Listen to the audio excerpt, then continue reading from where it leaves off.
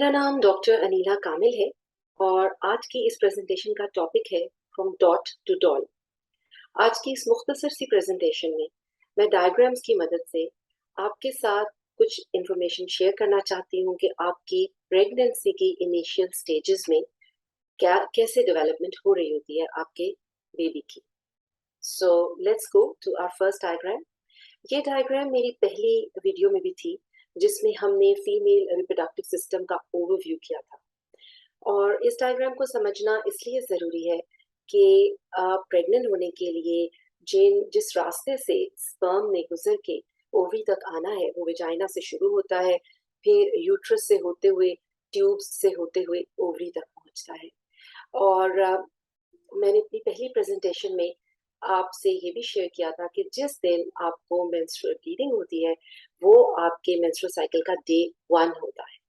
उस तरह से आप ये कैलकुलेट कर सकती हैं कि डे 2 डे 3 ऑनवर्ड्स जाते जाते जब आप डे 14 टू 16 पे पहुंचते हैं तो ये वो टाइम होता है कि अगर इस टाइम में वेजाइना में स्पर्म्स डिपॉजिट हो जाए इंटरकोर्स के नतीजे में, तो फिर वो स्पर्म्स यहाँ से स्विम करते हुए ऊपर आते हैं, यूट्रस से होते हुए ट्यूब्स में जाते हैं और ट्यूब्स से ओवरी तक पहुंच जाते हैं। और फिर इस वक्त जैसे हमने पहले अपनी पहली प्रेजेंटेशन में कहा था कि ओवरी से एक मेच्योर एग रिलीज होता है और यूं स्पर्म और एग की मुलाकात हो जाती है जिसकी वजह से आपकी एक इनिशियल प्रेगनेंसी शुरू हो सकती है। अब इस स्लाइड में हम ये देख रहे हैं कि मिलियंस ऑफ स्पर्म्स, बहुत से स्पर्म्स होते हैं जो एक एग को अटैक करते हैं। इसमें भी ये कुदरत की कोई शान है कि क्योंकि स्पर्म्स ने शायद इतने मुश्किल रास्ते से गुजर के आना होता है, इसलिए उनका नंबर बहुत ज्यादा रखा गया है। सो मिलियंस ऑफ स्पर्म्स आपकी वेजाइना में इंटरकोर्स के बाद दाखिल होते हैं और फिर वो एग पे अटैक करते हैं, लेकिन इन मिलियंस ऑफ स्पर्म्स में से सिर्फ एक स्पर्म एग में दाखिल होने में कामयाब होता है। ये जो स्लाइड है meetup of egg and sperm show कर रही है। वेस्टर्न लिटरेचर में और वेस्टर्न कल्चर में ये जो प्रोसेस है स्पर्म और एग के मीटअप का, इसको लव मेकिंग कहते हैं और एक डिजायर्ड प्रेगनेंसी को इस लव मेकिंग का आउटकम कहते हैं। लेकिन जो नेक्स्ट स्लाइड हम देखने जा रहे हैं उसमें हम ज्यादा साइंटिफिक तरीके से ये देखेंगे कि स्पर्म और एग की मुलाकात कैसे हो रही है। सो उसमें ये रोमांटिसिज्म जो है वो एकदम से गायब हो जाएगी। सो ये है वो स्लाइड जिसमें हमें ये पता चलता है कि किस तरह से ये स्पर्म जिसकी हमने बात की थी कि वेजाइना से दाखिल होता है, फिर यूट्रस से होता हुआ, ट्यूब से होता हुआ यहाँ तक ये पहुंचता है और ये ओवरी है। अगर आप पुरानी वो नंबर 1 की डायग्राम को रिकॉल करें तो आप इससे रिलेट कर सकती हैं कि ये ओवरी है और इसको ये ट्यूब का पोर्शन हग कर रहा है।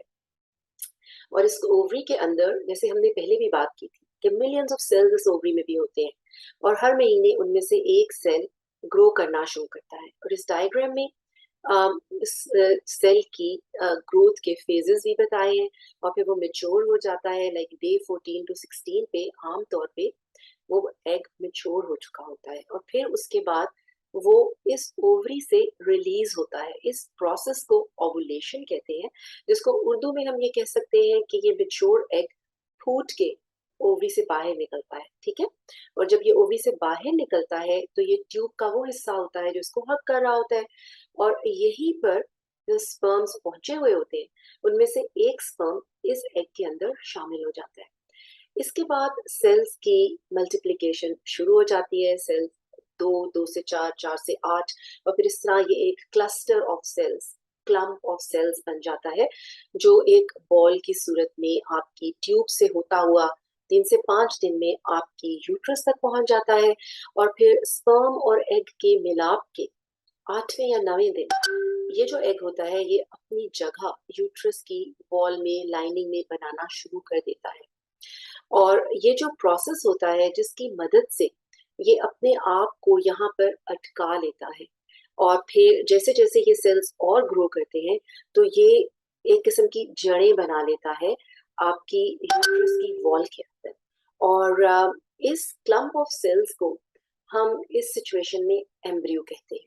अब चले एक और स्लाइड में देखते हैं कि ये तो हो गया कि आपकी ये चेंजेस आ गई और यूट्रस के अंदर वो क्लम्प ऑफ सेल्स अटैच होना शुरू हो गया, लेकिन आपको तो इसका नहीं पता।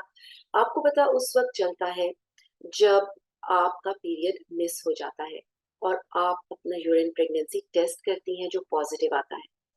उसके बाद आमतौर पर क्या होता है, उसको कंफर्म करने के लिए आपका अल्ट्रासाउंड किया जाता है। और जो पहला अल्ट्रासाउंड होता है जिसमें प्रेगनेंसी को कंफर्म किया जाता है, आमतौर पर उसकी पिक्चर्स कुछ इस तरह की दिखाई देती हैं अल्ट्रासाउंड पे। जो सबसे अच्छी बात होगी, यानी कि आपके पीरियड्स मिस हो गए, आपने यूरिन प्रेगनेंसी टेस्ट कराया और आप अल्ट्रासाउंड कराने गई, तो जो इस किस्म की पिक्चर अगर आपको मिलती है अल्ट्रासाउंड पे, डॉक्टर को इस किस्म की पिक्चर मिलती है जिसमें कि एक डॉट सा होता है और एक काला सा सर्कल उसके इर्द गिर्द होता है और ये एक और स्ट्रक्चर भी होता है, तो ये एक बेस्ट पिक्चर है क्योंकि ये वो डॉट होता है जो आपका इनिशियल एम्ब्रियो होता है। ठीक है। और अल्लाह की कुदरत है कि जब इसको हम एनलार्ज करते हैं, मैग्नीफाई करते हैं, तो ये डॉट हमें थोड़ा सा बड़ा होके दिखने लगता है और इसके अंदर एक फ्लिकर होता है, फ्लिकर, जिससे हम उस बच्चे की हार्ट बीट भी सुन सकते हैं डॉप्लर पे। जब आपकी डॉक्टर डॉप्लर का बटन दबाती है तो आपको बाकायदा डग डग डग डग की आवाज आना शुरू हो जाती है जो इस नुक्ते से निकल रही होती है। बाज़ औक़ात जो आपका पहला अल्ट्रासाउंड होता है उसमें ये इस तरह से ये अमल नहीं होता, लेकिन एक ऐसे काला सा सर्कल सा नजर आता है यूट्रस के अंदर, तो तब आपकी डॉक्टर आपको ये कह देती है कि हम 2 हफ्ते बाद अल्ट्रासाउंड दोबारा करेंगे, क्योंकि तभी हमें श्योर तरीके पे पता चलेगा कि बेबी भी है और बेबी के अंदर नब्ज भी है। आमतौर पर अगर सब कुछ ठीक रहे तो इस फर्स्ट अल्ट्रासाउंड के बाद जो सेकंड अल्ट्रासाउंड आपका होता है मजीद 6 हफ्ते बाद, उस वक्त आपका बेबी 12 वीक्स का हो चुका होता है और इस 12 वीक्स के बेबी में वो एक डॉट से ग्रो करके एक ह्यूमन फॉर्म एक्वायर कर चुका होता है। अब आप ये देखें, अल्लाह की शान है कि इसमें आप बेबी का हेड, नोज, उसकी जॉज, गर्दन, चेस्ट और इसका टमी, इसकी लेग्स और ये लेग्स और फीट तक हम नजर आ रहे हैं, इसकी स्पाइनल कॉर्ड है। सो ये जो पिक्चर होती है यहाँ पे इसके कानों की जगह है, ये हमें बहुत अच्छी इंफॉर्मेशन देती है। इस तस्वीर में आपको बाजू इसलिए नजर नहीं आ रही क्योंकि एक तस्वीर है। जब अल्ट्रासाउंड हो रहा होता है तो बेबी तो डायनामिक है, बेबी अंदर मूव कर रहा होता है, तो कभी वो छलांगे लगा रहा होता है और इस स्टेज पे बेबी बहुत एक्टिव होता है, उसकी तस्वीर खींचना काफी मुश्किल काम होता है। इसलिए आपको यहाँ पे बाजू नजर नहीं आ रही क्योंकि ये तस्वीर खींची इस जाविये में गई है कि इस वक्त नजर नहीं आ रही, लेकिन वो बाजू यहीं पे कहीं फोल्ड हुए हुए हैं। अगर आप थोड़ा सा गौर करें तो ये इसके बाजू इस तरफ जा रहे हैं और ये इसके हाथ है। सो इस शेप में बेबी आहिस्ता आहिस्ता बतदरीज ग्रो करता रहता है और उसके जो इंटरनल ऑर्गन्स होते हैं वो भी ग्रो करते रहते हैं जब तक के 9 मंथ्स पूरे हो जाते हैं। अब बात यह है कि थोड़ा सा हमें इसको भी समझने की जरूरत है कि ये बेबी जो बड़ा हो रहा है, ग्रो कर रहा है, तो इसके पीछे क्या साइंस वर्क कर रही है। इसके पीछे जो साइंस वर्क कर रही है वो यही है कि अल्लाह की कुदरत है, अल्लाह की शान है कि आपके जिस्म में ऐसी तब्दीलियां आ रही हैं, ऐसे केमिकल्स रिलीज हो रहे हैं जिन्हें हम हार्मोन्स कहते हैं, और वो आपके इस बेबी को भी सपोर्ट कर रहे हैं और आपको भी सपोर्ट कर रहे हैं ताकि आप इस बेबी का जो एडिशनल बर्डन है आपकी बॉडी पे उसको आप कैरी कर सकें। और अब हम अपनी अगली स्लाइड में ये देखते हैं कि ये एक स्ट्रक्चर है, ऐसे ये डिस्क शेप स्ट्रक्चर है और आप देखें इसके साथ एक ट्यूब सी, पाइप सी लगी हुई है और इस स्ट्रक्चर को हम अपनी जुबान में प्लेसेंटा कहते हैं। और ये जो ट्यूब या कॉर्ड इसमें से गुजर कर जा रही है और ये आपके बेबी के बेली बटन से जुड़ी हुई है, आपको भी पता है कि इसे कॉर्ड कहते हैं, उर्दू में इसको नाफ कहते हैं। और होता ये है कि ये प्लेसेंटा उन्हीं सेल से बनता है जो हमने अपनी इस डायग्राम्स में आपको बताया था कि जब एम्ब्रियो आपके यूट्रस में पहुंचता है तो कुछ सेल्स उसको यूट्रस की लाइनिंग के साथ अटैच करना शुरू कर देते हैं। तो वही सेल्स जब ज्यादा ग्रो कर जाते हैं तो वो ये डिस्क शेप स्पेस प्लेसेंटा बना लेते हैं। ये आपकी यूट्रस की वॉल है और ये आपका बेबी इसके अंदर से आराम से बैठा हुआ है। और ये जो प्लेसेंटा होता है, ये वो केमिकल्स या हार्मोन्स बनाता है बहुत से। और यहाँ पर मैं आपके साथ ये शेयर करना चाहती हूँ कि कुछ लोगों का ये तासुर होता है और लिटरेचर में कभी ये कहा जाता है कि माँ अपने बच्चे को अपने खून से सेंचती है। वो लिटरेचर के हवाले से तो ठीक है, लेकिन इसको यहाँ पर समझना ज़रूरी है कि बच्चे के अंदर अपनी शरेयानें होती हैं, इस प्लेसेंटा के अंदर अपनी शरेयानें होती हैं। अल्लाह की शान है कि बच्चे के अंदर अपना खून बनता है, इस प्लेसेंटा के अंदर भी वही खून गर्दिश कर रहा होता है। बच्चा डायरेक्टली माँ से खून नहीं लेता, लेकिन ये जो प्लेसेंटा होता है इसकी बहुत नाजुक झिल्लियां होती है माँ के और इस प्लेसेंट आपकी यूट्रस और इस प्लेसेंटा के दरमियान, जिसकी मदद से होता ये है कि आपकी माँ के खून में जो ऑक्सीजन होती है, आयरन होता है, कैल्शियम होता है और बहुत से न्यूट्रिएंट्स होते हैं और हार्मोन्स होते हैं, वो इस झिल्ली के थ्रू प्लेसेंटा में आते हैं।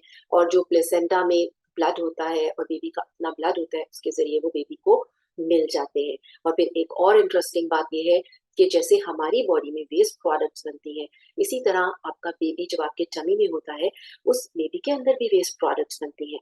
और अल्लाह की शान है कि वही वेस्ट प्रोडक्ट्स एक तरफ से ऑक्सीजन और न्यूट्रिएंट्स प्लेसेंटा एब्जॉर्ब करके आपके बेबी तक पहुंचा रहा है, और दूसरी तरफ जो वेस्ट प्रोडक्ट्स आपके बेबी के बॉडी में बनती हैं, वो भी इसी कॉर्ड और प्लेसेंटा के थ्रू वापस माँ के ब्लड में चली जाती है।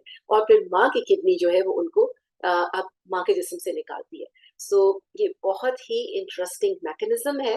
अब इस वक्त मैंने कोशिश ये की कि मैं आपको इसको सिंप्लीफाई करके बताऊं, क्योंकि अगर मैं इसकी बहुत ज्यादा डिटेल में जाऊंगी तो ये आपके लिए बहुत कॉम्प्लिकेटेड हो जाएगा। बहुत से हार्मोन्स बनते हैं, लेकिन जो मेन हार्मोन्स इसमें इम्पॉर्टेंट होते हैं उसमें ईस्ट्रोजन है, प्रोजेस्टेरॉन है, जिसका हम पहले भी जिक्र कर चुके हैं, और एक और हार्मोन है जिसे प्रेगनेंसी हार्मोन कहते हैं। और वही प्रेगनेंसी हार्मोन बेसिस होता है आपके यूरिन प्रेगनेंसी टेस्ट को पॉजिटिव बनाने में। मेरा ख्याल है अभी के लिए इतना ही काफी है। अब आपके ज़हन में ये सवाल यकीनन आ रहा होगा कि ये कैसे पता चलता है कि ये जो हमें बेबी नजर आ रहा है ये लड़का है या लड़की है, ये कैसे डिटरमिन होता है।